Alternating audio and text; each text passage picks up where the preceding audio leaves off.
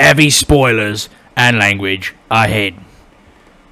Hello, my peeps. Today we will be discussing some Fallout stuff here. Here is what I have proposed. Who wins in an all-out brawl? Vault Dweller from Fallout 1, Chosen One from Fallout 2, Lone Wanderer from Fallout 3, the Courier from Fallout New Vegas, the Sole Survivor from Fallout 4, Vault Dweller from Fallout 76. I think that's their name. Might be 76, or I don't know, it's stupid. And to spice this up, from any other dude's video you've seen doing this, we'll be incorporating the Wayfarer from Fallout London. A solid protagonist, I would say. Alright, let's get into this. We will start off with the weakest. It is arguably the 76 protagonist. Their apocalypse is just simply less dangerous, as any apocalypse that is closer to the actual bombing is just less dangerous. There's less factions to open up rather. There is less people to fight because there isn't people that have reproduced to make more people to make more factions to fight. You get it. Yes. All they have actually done is step out of a vault, being, of course, the most smart and capable person in America pre-war, because that was the proposed idea of Vault 76, I mean. Vault 76 was supposed to be the biggest, the best, all that stuff. All those people were in there. Now, it wasn't the music vault, so we know that there aren't any musicians or artists. You were the biggest and smartest and best pre-war. So, and we are not including your 7,000 levels characters, you chuds. He walks out of a vault, being the smartest, best person the U.S. had in the pre-war, and go nuke a pit and fight a big bad. Oh, fucking well. The second most powerful, with feats including fighting the Enclave, mutants, aliens, slavers, inbred Southerners, and supporting the most based Brotherhood of Steel, the Lone Wanderer of Fallout 3. He would survive pretty long, but ultimately some of these more powerful protags would just behead him. I mean, come on. He's a little Vault Tech man.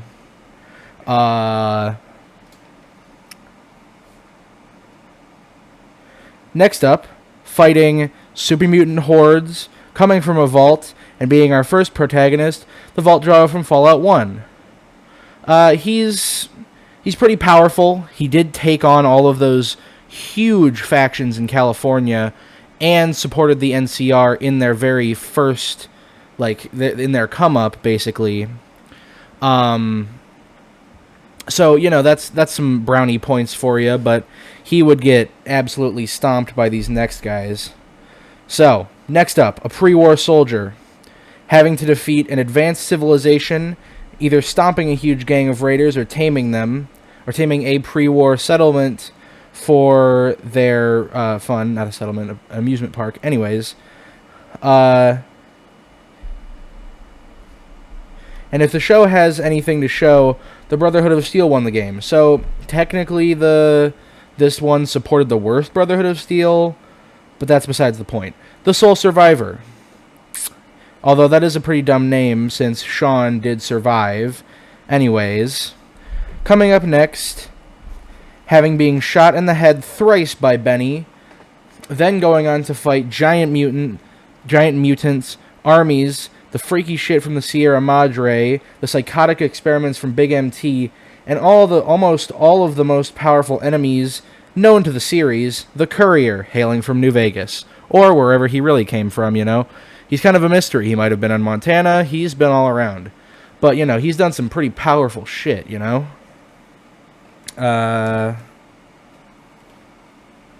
Next up, defeating the Enclave in its most powerful form known to the entire franchise. The classic smart muties like the Vault Dweller, but he was simply a tribal, the Chosen One, coming from a small tribal village in the north, the north area of California, and then absolutely destroying the all of these big factions, the most powerful factions in the game, basically, he was absolutely on it. Next up is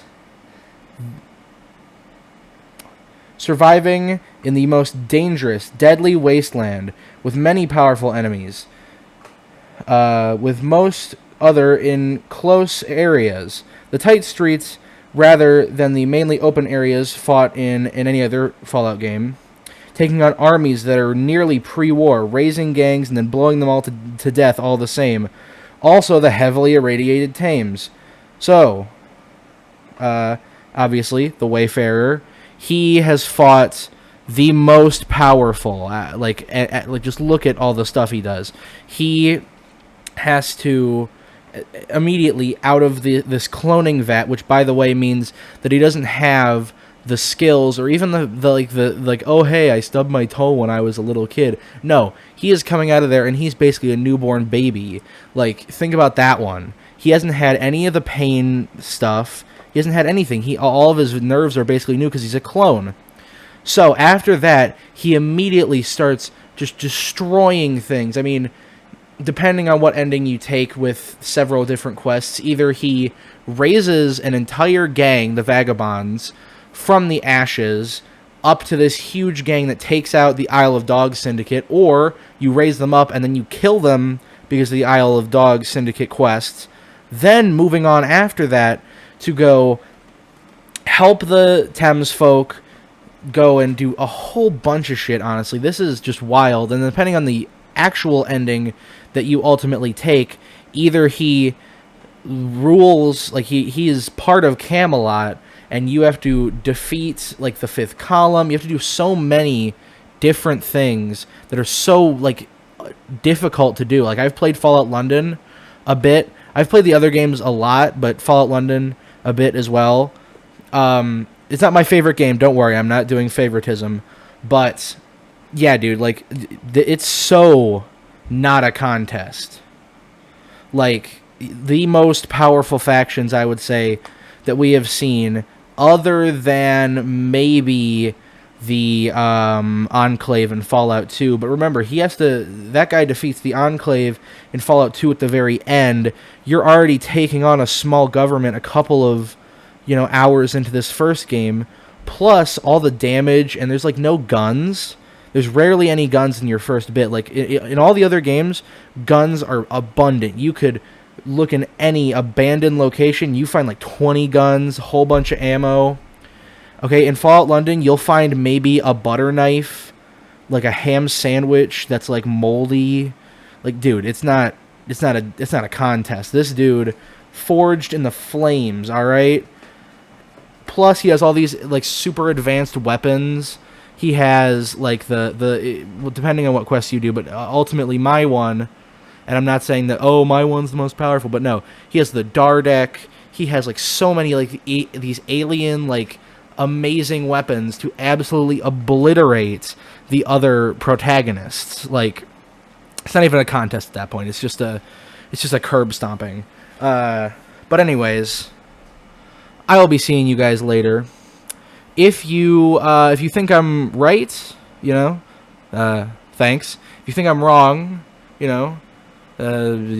whatever, comment down below your opinions, if I was right, if I was wrong, all that good business, bruv. If you agree, like, subscribe, all that good business. Bye-bye. See you laters. Bleh.